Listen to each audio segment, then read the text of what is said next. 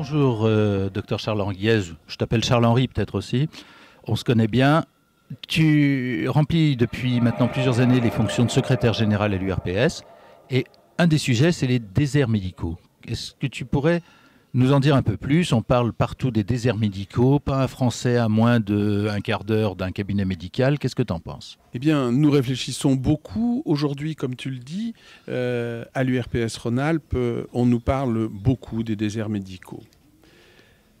Peut-être faut-il voir les choses différemment. Aujourd'hui, y a-t-il simplement des déserts médicaux ou simplement des déserts tout simples? Je me demande si, il y a 40 ans, il y avait un médecin dans chaque commune autour de notre région. Et à ce moment-là, les déserts médicaux, c'est peut-être la conséquence d'une médicalisation du territoire peu réfléchie.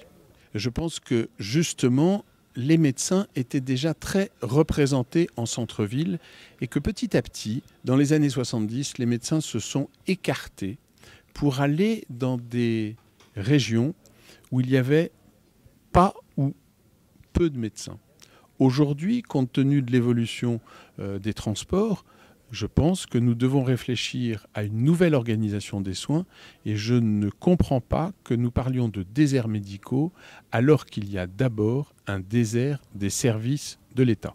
Aujourd'hui, on parle de maisons de santé pluridisciplinaires et ces maisons de santé sont rarement implantées dans des zones désertes.